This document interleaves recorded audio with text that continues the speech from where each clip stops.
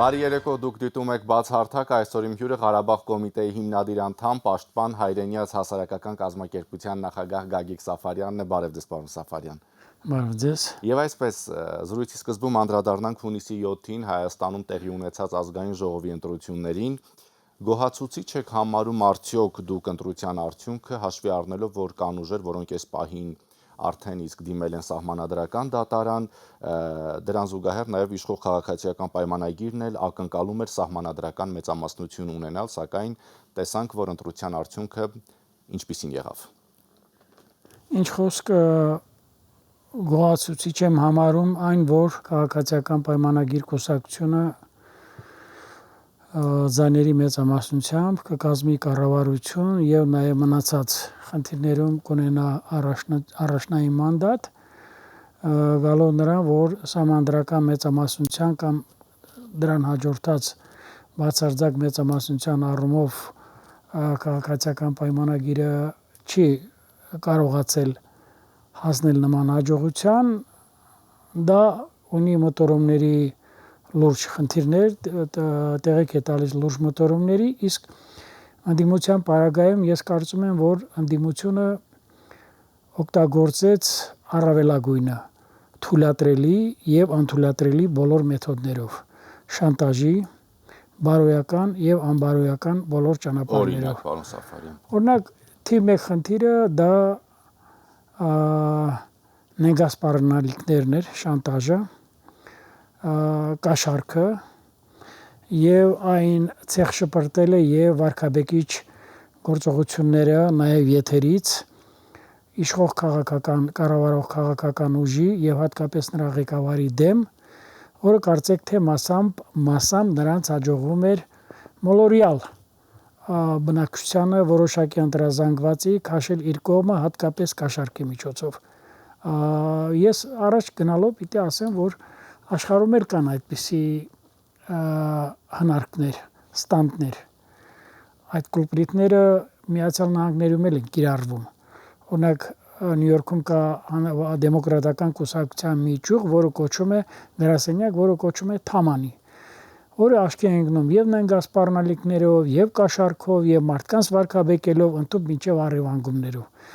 Բայց քանի որ մեր իրավակարգը եւ հատկապես մեր պետությունը իր գործառույթը կարելի ասել իրականացրել է ելնելով օրենքի ողջ խստությամբ, դեռևս չհաշված որոշակի առումով հանդուրժողականություն եւ մեղմություն, մենք կարողացանք առնել այնպիսի երևույթների դեմ, ինչպիսին է լրտեսական ցանցի ներգրավվածությունը, դավաճանների բազմաքանակ արկայությունը, որովհետեւ այսօր հենց Նալբանդյան փողոցի վրա գտնող ԱԱԾ-ի շենքի առջև կարծեք թե դավաճանների խրախճանք է, հերթ են կանգնած այնտեղ մեկուսարաններում հայտնվելու համար եւ արդեն դա վաղուց ապացուցված է եւ գիտեք ինչ, այդ կաշառքը միայն կաշառք չի եղել, արդեն տեսնում ենք ամեն օր ձնագնդի պես աճում են օտարերկրյա ուրեմն ներդրված ականները հանձինս ֆիզիկական անձանց, այլևս ամեղության կանխավարկածը հարգելով անուններ չտամ, բայց կարծում եմ քննչական եւ իրավական մարմինները, իրավապահ մարմինները ունեն մոտավորապես մեր պատկերացրած հնարավորությունները, կամքը եւ վճռականությունը այս արատավոր հակապետական երևույթները մինչեւ վերջ ջրերես հանելու եւ համապատասխան գնահատական տալու համար։ Պարոն Սաֆարյան, մեր նախորդ զրույցներից մեկի ժամանակ դուք ասացիք մոտավորապես այսպիսի միտք, որ ընդդիմադիր հատվածը մեծամասնությամբ լրտեսներ են, լրտեսական այսպիսի ցանց կա եւ ես հիշում եմ, որ ձեզ ասեցի, որ մարդիկ ովքեր համակրում են, օրինակ կարող են լինել մարդիկ, ովքեր համակրում են ընդդիմադիր ուժերին։ Հիմա մենք արդյունքում ունենք ավելի քան 500,000 մարդ, որոնք ամեն դեպքում ընտրեցին ընդդիմությանը։ Այս ինչպես եք վերաբերում այդ փաստին։ Վիճակագրության առումով սա կարելի է բաղդատել առնվազն 15-20 խավի, որոնց մեջ կան իհարկե մարդիկ, որոնք ընտրել են եւ որոնք ունեն իրենց ընտրելու իրավունքը, դրսեւորել են իրենց կամ արտահայտությունը խցիկների կամ խցիկավանդակների ներսում։ Ես չեմ ասել 500,000 լրտեսներ են, ասել եմ նրանց ճանապարհով գնացողները նպաստել են լրտեսական ցանցի ակտիվացմանը եւ նրանց գործունեության ավելի խորացմանը։ Ես այդպես եմ արտահայտվել։ Դրանց մի մասը նաև օգտագործվել են հատկապես կաշառքով եւ հատկապես մոլորվածները եւ հատկապես այնպիսի հնարքների կիրառման, նարատիվների կիրառման, ինչպիսին ասենք 300,000 ադրբեջանցիների վերաբնակեցման խնդիրը, որը անմիջապես հոդս ցնդեցվեց։ Գիտեք, հիմա Ադրբեջանում կարող են քաղաքական հռետորաբանության տեսանկյունից շատ բաներ խոսել։ Մեր երկրում էլ են ասում ծովից ծով Հայաստան։ Դա այնպես չի, որ Թուրքիայում կամ Ադրբեջանում չի լսում։ Դուք մի հատ տեսեք, ինչ է կատարում թուրքական, ասենք դա կլինի Anadolu News-ը, դա կլինի Abşeronyan Bakvi, Abşeron News-ը, Xabarlar-ը, չգիտեմ, ասենք Ankara News-ը եւ այլը, տեսեք ինչեր են խոսում։ Բայց սա այլ բան է, քաղաքական հռետորաբանությունը եւ հանրային քաղաքական ակտիվության մեջ ներգրավվածների արտահայտությունները այլ բան է, բայց տվյալ պահին քաղաքականությունը եւ գետնի վրա իմպլեմենտար ձևով գործողությունները այլ բան է։ Եվ ահա այստեղ է, որ ասում եմ թույլատրելի եւ անթույլատրելի մեթոդներով։ Դե պատկերացնում եք, չէ, ասենք կաշառքի չափերը այնպիսի մի ծավալների են հասել, եթե անձերի չափով, անձերի վերաբերյալ կարող եմ սխալվել, բայց կաշառքի չափերով առնվազն 70-80 եւ այսօր ասում եմ մինչեւ $100 միլիոն հասնող գումար է պատտվել ընտրակաշառքի, ուրեմն այդ ամբողջ ընտրակաշառքի միջոցով ապահովելու, ուրեմն այդպիսի բոլոր ուժերի նկատի ունեք։ Խոսքս վերաբերում է 3 ընդդիմադիր ուժերի՝ Ուժեղ Հայաստանի, Հայաստան Դաշինքի եւ Բարգավաճ Հայաստանի։ Պարտադիր կերպով այս 3-ի մնացածի պարագայում ես չեմ կարող ասել։ Մոտ 70-80 միլիոն դոլար։ Հիմա պատտվում է ավելի քան $100 միլիոն հետ կապված բավականին փաստարկված խոսակցություններ, ոչ միայն ինչպես ասում են town talk, քաղաքային խոսակցություններ, այլ լուրջ հենքի վրա։ Դե գալով իշխող քաղաքական ուժին, որ ասում են վարչական ռեսուրս է կիրառել եւ այլ, գիտեք, կարող է 5, 10, 20 դեպք եւ այլը, որ ընտրությունների վրա կամ արտահայտության վրա երբեք չեն կարող ստվեր գցել։ Ընդհակառակը, եթե իշխող քաղաքական ուժը ուզենար, ցանկանար, կամենար վարչական ռեսուրս կիրառել, ապա բավական է այդ 3 քաղաքական ուժերից մեկին կանչեր, ինչպես որ վարչապետն է ասում, դե ինքը մի քիչ այլ բառով ասեց, կանգնակի պես իր արչև կհառնան, չէ, այդ ստոյկա բառը դե մի քիչ այդ ուժերը դժվար հասկանան, ուղղակի կանգնակ ես ասեմ, դա եթերային բառ է եւ անմիջապես կհամաձայնվեին, բայց նա չօգտագործեց, սա 5 րոպեում կհամաձայնվեին, 3 ուժերի ներկայացուցիչներն էլ 5 րոպեում կհամաձայնվեին, ոչ թե 6 րոպեում։ Դուք Եվ ես ասեմ շարունակեմ հետեւյալը, որովհետեւ անպայման հետագայում լինելու է որոշակի մոտեցումներ կապված ահռելի չափերի հասնող կաշառքի, նրանց կատարած տնտեսական գործունեության նախկին տասնամյակների այսօր ջրերես են դուրս գալիս եւ Ուժեղ Հայաստանի, եւ Բարգավաճ Հայաստանի, եւ Հայաստան Դաշինքի ներկայացուցիչներին առնչվող բազմաթիվ տնտեսական գործարքներ, որոնք մեղմ ասած հակապետական է եղել, պետությունից գումարներ թաքցնել է եղել, եւ որոնց հանրագումարը միասին անցնում է մի քանի միլիարդ $։ Հիմա սա այսպես, մյուսը կարող էր վարչապետը հանգիստ իր աշխատասենյակում նստած եւ հրահանգեր պետական կառույցներին, տեղական ինքնակառավարման մարմիններին, մարզային ղեկավարությանը եւ ապահովեին ձայներ։ Կարծում եմ մենք ունենք ոչ դրական, ոչ բարի կամքի դրսևորման օրինակներ նախորդ տասնամյակներին տեղի ունեցած ընտրությունների վերաբերյալ, երբ գողանում էին քվեախցիկները, երբ առևանգում էին մարդկանց, երբ կաշառքը պարզապես քվեատուփերի մոտ էին բաժանում, սակայն իշխող քաղաքական ուժը չգնաց այս ճանապարհով։ Ընդ որում, սա բացառիկ դեպք է, երբ իշխող քաղաքական ուժը չի ընտրում կաշառքների, նենգասպառնալիքի, վարչական ռեսուրսի կիրառման դեպքերը, ընդհակառակը ընդդիմադիրներն են ընտրում այս դեպքերը։ Տասնյակ դեպքեր կան, վերջերս մի չեմ անում, որ հեռուստաընկերությանը հարցազրույց տալիս, տասնյակ դեպքեր կան, երբ քվեատուփերի մոտ եւ տեղամասային հանձնաժողովների մոտ կանգնել են այսպես կոչված թաղային նախկին մնացուկներ եւ իմացել են, որ այդ քաղաքացիները գնալու են քվեարկեն քաղաքացիական պայմանագիր կուսակցության օգտին, նրանց ձեռից խլել են անձնագրերը եւ երեկոյան վերադարձրել են։ Սա քրեական լուրջ մեղադրանք է եւ սրա շուրջը ես անպայման անելու եմ պաշտոնական հայտարարություն։ Այսինքն դուք անում եք մի հայտարարություն, որ հենց մարդկանց մուտքի մոտ, ընտրատեղամասերի մուտքի մոտ անձնագրերը վերցրել են, չէ՞, այսինքն դա շատ կարևոր 10 մետր հեռու է եղել, 20 մետր, այո, շատ կարևոր հայտարարություն է։ Ես պատասխանատու եմ պաշտոնական հայտարարություն եմ որ երեք ուժերը միասին մոտ $100 միլիոն ընտրակաշառքներ են, այսպես ասած, բաժանել, այսինքն սրանք շատ կարևոր հայտարարություններ են, որոնք ամեն դեպքում ձեզ կարող են, այսպես ասած, դիմել դատարան կոնկրետ կարող են տեղս իմանալ իրավապահ մարմինները, ես անպայման սրա մասին ես սրանով դեռևս չեմ ավարտում, երբ որ 1-2 շաբաթ առաջ մենք ասում ենք 30-40 միլիոն, ասում են չէ, դեռևս 10 միլիոն է, մի քանի օր առաջ ասում են նվազագույնը 40 միլիոն, հիմա թվերը բարձրացել է եւ գնալու բարձրանալու է։ Կաշառքի 100 միլիոնը նկատի ունեք, $100 միլիոն։ Եվ կարծում եմ 100 միլիոնը հատելու է, որովհետեւ գումարը դրված է եղել ոչ թե կաշառելով ձեռք բերել ընտրազանգված, այլ գումարը դրված է եղել խաղադրույքը դրված է եղել պետականությունը կորցնելու եւ պետականությունը կախվածության մեջ դնելու օտար երկրներից, որպեսզի Հայաստանը ղեկավարվի դրսից։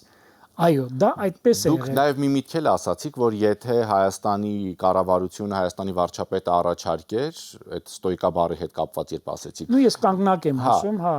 Մեկի ստոյկան վարչապետը այնպես է ասել, որ նրանց համար մատչելի եւ բռնելի է։ Երեք պատրաստ կլինեն գնալ, այսպես ասած, համագործակցության։ Դուք կարծում եք, որ Ռոբերտ Քոչարյանը, Սամվել Կարապետյանը կամ Գագիկ Ծառուկյանը պատրաստ էին ընդառաջ գնալ կամ համագործակցել իշխանությանը, եթե առաջարկություն չկա, պետական շահ չկա, նրանց համար կա մի շահ։ Իրենց նախկինում ձեռք բերածը, իրենց դիզածը, մասնավորապես ի մասնավորի Բարգավաճ Հայաստանի եւ Հայաստան Դաշնքի պարագայում, որպեսզի հավերժ պահպանեն, որովհետեւ բոլորս գիտենք, որ ինչպես են մասնավորապես նաեւ ուժեղ Հայաստանի պարագայում։ Իսկ երեքը պատրաստ են գնալ, եթե առաջարկություն այո, որովհետեւ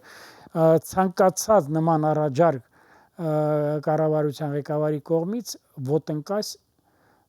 ընդառաջ կգնային ընդունելու նման առաջարկը, բայց ես ասեմ հետեւյալը, քանի որ նրանք քաղաքականապես ասեմ, գաղափարապես ասեմ, չնայած այս երկու բառը իրենց համար ընդունելի չի, սնվում են դրսից, առ այսօր Ռուսաստանը ման է գալիս ավելի ակնհայտ ասեմ, փակագծերը բացեմ, ման է գալիս քաղաքական իրավիճակի սրման եւ ուրեմն քաղաքական անկայունություն հրահրելու առումով։ Այդ է պատճառը, որ առ այսօր Ռուսաստանի Դաշնության նախագահը չի շնորհավորել ընտրություններում քաղաքացիական պայմանագիր կուսակցության հաջողությունը։ Այսինքն սպասում է մոտ, այսպես ասած, սրացումների, հետընտրական ցնցումների։ Գիտեք, սա եւս գալիս է նրանից, որ նրանք պատկերացում չունեն Հայաստանում տեղի ունեցող քաղաքական զարգացումների մասին, որովհետեւ Հայաստանում մեր ժողովուրդը վճռականապես վարչապետի գլխավորությամբ ոչ ասեց Հայաստանը դրսից կառավարվելու գաղափարին։ Այսօր էլ շատ դեպքերում փորձ են անում ասել, որ բացարձակ մեծամասնություն չի վերցրել, 75% չի ունեցել, աշնանը պատերազմ ելնելու թե չէ, գիտեք ինչ, սրանք նորից եմ ասում, ժողովրդին մոլորացնելու խաբկանքի մարտավարություն է Ռուսաստանի Դաշնության կողմից ցանկացած միջամտություն Հարավային Կովկասում քաղաքական գործընթացներին հղի է ապակայունացնող հետագա պայթյունավտանգ իրավիճակով։ Այսօր կարծեք թե նշмарվում է, որ Հայաստանը, Վրաստանը եւ Ադրբեջանը կարող են երեքը միասին առանց միջնորդների ունենալ տարածաշրջանում կայուն խաղաղություն, ունենալ կամ ներդնել անվտանգային նոր համակարգեր։ Ռուսական ցանկացած միջամտություն լինելու է ապակառուցողական, լինելու է ուրեմն միտված է լինելու իր կայսերական ներկայությունը այստեղ խորացնելու համար, որը կարծեք թե արդեն ուշացել են։ Եվս մի բան էլ ասեմ շատ կարճ,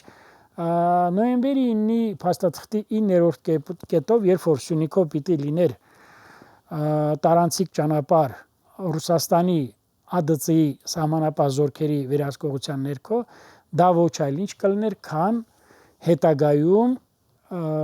Արցախի Լեռնային Ղարաբաղի ճակատագիրը Հայաստանի համար, որտեղ բավական է Ռուսաստանի Դաշնության որևէ ծառայության հանձնվեր Հայաստանի սուվերենության որևէ մաս կլինի ճանապարհ, կլինի տարածք, ապա դա կհայտնվի այն կարգավիճակում, ինչպես եղել է 100 տարի առաջ Ղարսի, Սուրմալուի, Նախճիվանի, 2 տարի առաջ Լեռնային Ղարաբաղի պարագայում եւ այսպես շարունակ։ Ուզում եմ ասել, որ այդ 3+3 ձևաչափն էլ մեր տարածաշրջանի համար ապակայունացնող է, նախ դրան Վրաստանը դեմ է, եւ ես պիտի ասեմ նոյեմբերի 9-ի փաստաթղթի այդ վերջին կետը Սյունիքի ճանապարհով Ռուսաստանի ԱԴՑ-ի սահմանապահ զորքերի վերահսկողության ներքո ճանապարհի անվտանգության ապահովման դեմ առաջի հերթին դուրս եկավ Իրանի Իսլամական Հանրապետությունը, որովհետև Իրանի Իսլամական Հանրապետությունը քաջ գիտակցում էր, որ սրանով տեղեր ունենալու ազդեցության ոլորտների Պարոն Սաֆարյան, այո, դուք ասացիք, որ Պուտինը չի շնորհավորել, որովհետև սպասում է, որ ամեն դեպքում հույս ունի, որ Հայաստանում հետընտրական ցնցումներ կլինեն, բայց միևնույն ժամանակ շարունակվում է ճնշումը տնտեսվարողների նկատմամբ եւ մենք գիտենք, որ բազմաթիվ ապրանքների մուտք Ռուսաստանի Դաշնություն պարզապես այս պահին արգելված է։ Գիտեք, ես պատժամիջոցներ չեմ ասի, սպառնալիքներ կան իհարկե, նաեւ նախազգուշական պարագաներ կան։ Այսօրվա դրությամբ մոտավորապես մեր հիմնականում գյուղատնտեսական ապրանքները, որոշակի առումով կիսաֆաբրիկատները եւ նաեւ որոշ տեխնիկայի առումով սարքավորումներ պիտի արտահանվեն եւ նաեւ խմիչքները, հատկապես ծաղիկները եւ լուրջ դիմադրության եւ լուրջ ուրեմն արգելքների ենք հանդիպել։ Դե տեսեք ընդդիմությունը ինչ է ասում է Եվրամիության երկրները գրկաբաց չեն սպասում մեր ապրանքատեսակներին, գիտեք, տասնամյակներ առաջ Հայաստանը ընդամենը արտադրել է Ռուսաստանից ներկրված 4 կաթի փոշու արտաբանով ապրանքով կատնամթերք, Հնդկաստանից ներկրված այդ կովի հնդկական, ինչպես է կոչում, բիզոնի մսից պատրաստված մսամթերքներ եւ Հայաստանը արտահանել է ընդամենը մեր տասնյակ տարիների գործարանները ապամոնտաժել է եւ որպես մետաղի ջարդոն արտահանել է։ Բա 20-25 տարի երկիրը ղեկավարել եք։ Իմանալով, որ 2001-2 թվականից Եվրախորհրդի անդամ էի, կարող ենք մենք նաեւ հայտ ներկայացնել Եվրամիության ուղղությամբ, բա մի 5-6 ապրանքատեսակների առումով դուք զբաղվեք, որպեսզի համապատասխանեն Եվրամիության չափանիշներին։ Այսօր կարծեմ շուրջ 20 թե 23 ապրանքատեսակներ ունենք, որոնք համապատասխանում են Եվրամիության չափանիշներին, ինչու համար եմ ասում, որովհետև քանի օր առաջ ես հանդիպել եմ ՀՀ էկոնոմիկայի նախարար պարոն Պապոյանին եւ նաեւ այն փոխհատուցման դոտացիոն ճանապարհ, սուբսիդավորման ճանապարհով այն ֆինանսական մոտեցմանը, որը դրսևորում է Եվրամիությունը եւ այն ապրանքների առաքման հետ կապված, որոնք ճիշտ է առաքվում է Ուզբեկստան եւ նաեւ Արևելյան Եվրոպայի երկրներ, բայց կարծեք թե ճանապարհները արդեն նշмарվում են։ Իհարկե Ռուսաստանի համար եւս սա հեշտ չի լինելու, ես ասեմ ձեզ։ Մեր ապրանքների գնողունակությունը եւ որակը շատ բարձր գին ունեն, շատ մեծ հարգանք ունեն Ռուսաստանում։ Պարզապես Ռուսաստանը ինչպես միշտ նա օգտագործում է մեծ եւ փոքր եղբոր հարաբերություն, միայն Հայաստանի վերաբերում է որպես ֆորպոստի, որպես առաջնագծի եւ հայ ժողովրդին էլ վերաբերվում է, կարծեք թե որպես թնդանոթի մսի, որպես cannon fodder։ Ահա այստեղ է, որ մենք պիտի կարողանանք մեր խնդիրները մեր հարևանների հետ կարողանանք լուծել հավասարի տետատետ։ Տեսեք, Թուրքիան եթե ապաշրջափակում է ճանապարհները, եթե Ադրբեջանը թույլ է տալիս ադրբեջանական երկաթգծով բեռների որոշակի տեսակներ առաքվեն եւ հասնեն Հայաստան, ապա ես պիտի ասեմ, որ այստեղ Ռուսաստանի դերը արդեն ավելորդ է։ Այլ բան է, որ ասենք ուկրաինական ճակատում Ռուսաստանի անհաջողությունները եւ հատկապես հիմա էլ եւ Ղրիմի, եւ Լուգանսկի, եւ նաեւ մյուս տարածքների հետ կապված Ռուսաստանը լուրջ խնդիրների առջև է կանգնելու։ Այսօր էլ փորձ է անում օգտագործել նաեւ բարձր ալեքահավաք, չգիտեմ, ռադարային տեխնիկաներով աշտարակները Բելարուսի սահմանին, Բելարուս-ուկրաինական ճակատում եւ ասում է, եթե հանկարծ Ուկրաինան սպառնաց Բելարուսին, մենք անպայման ՀԱՊԿ կամ ռուսական զորքերը կասեն իրենց խոսքը վերջացնում են։ Պարոն Սաֆարյան, մեզ ռուսական խնդիրները չէ, ես վերջացնում եմ, ուզում եմ ասեմ, բա ուր մնաց Սիրիայի հետ համագործակցության պայմանագիրը, բա ուր մնաց Հայաստանի հետ համագործակցության պայմանագիրը։ Արցախցիները ում ընտրեցին, ինչ վիճակագրություն ունեք։ Մենք Ռուսաստանից ենք ես համոզված եմ, ես հստակ կերպով, այսպես ասած, ես հիմա հստակ կերպով ասում եմ, հունիսի 6, 7, 8-ի արանքում, որովհետև շատ հաճախ հանդիպում եք նրանց հետ։ Առնվազն հազարավոր մարդիկ ինձ զանգահարել են, այնպես չի, ես կարող եմ նույնիսկ ցուցակ հրապարակել, բայց դրա կարիքը չկա, քավլիցի անպայման մարդիկ, որոնք նույնիսկ ասել են 1-2 հոգով ենք ձայն տալու, զանգահարել եւ ասել են, որ պարոն Սաֆարյան, մենք մեր ընտրությունը կատարել ենք, մենք մեր քաղաքացիական պարտքը կատարել ենք։ Արցախցիների նկատմամբ կարող է այսպես ասած ոչ բարեկամական վերաբերում, դուք ինքներդ եք դա ասում եւ նաեւ արցախցիների նկատմամբ այն ինչ որ արել է Հայաստանի Հանրապետությունը, Հայաստանի կառավարությունը Նիկոլ Փաշինյանի գլխավորությամբ ավելի քան 27 տարվա մեջ ոչ մի կառավարություն դրա 10%-ը չի արել։ Բայց միևնույն ժամանակ ասում են, որ արցախցիների մեծ մասը ընդդիմադիրներ են։ Արցախցիների որոշակի հատված, մեծ մասը, ես այդ կարծիքին չեմ, ձայն է տվել ուժեղ Հայաստանին, ձայն է տվել մի քանի հոգի Բարգավաճ Հայաստանին եւ որոշակի զանգված էլ ձայն է տվել Ռոբերտ Քոչարյանին։ Դա այսպես կոչված սուտ պատրանքներով Ղարաբաղցուն այնինչ խորանալու դեպքում մենք կտեսնենք, որ Ռոբերտ Քոչարյան, Սերժ Սարգսյան, նրանց անվտանգության ծառայության աշխատակիցներ, նախարարներ, այսօր արմատավորված այդ կարծրատիպերի արդյունքում հայ ժողովուրդը կարծես թե կանգնում է երկփեղկվածության առջև ստոր ուժերի կեղծ քարոզչության հետևանքով։ Ես կարծում եմ, որ սա շուտով իր տեղը կանգնի, արցախցիները ինտեգրվելու են Հայաստանի պետականությանը շատ ոլորտներում, հենց այսօր էլ այստեղից ես պիտի գնամ նախարարի հետ անունը չտամ հանդիպման արցախցիների հետ կապված սոցիալ-տնտեսական խնդիրների քննարկման եւ լուծում տալու ուղղությամբ։ Ես ասում եմ, տեսեք, դուք լավ գիտեք, որ ես հազարավոր ընտանիքներ եմ ճանաչում, միարժեքորեն ասում եմ, արցախցիներին ետ եմ բերելու ես մոլորությունից, արցախցիների վշտի եւ ողբերգության վրա այն մարդիկ, որոնք փորձում են ունենալ քաղաքական կապիտալ, չի հաջողվելու։ Մի բառ էլ ասեմ, հենց այդ կոնտեքստի մեջ,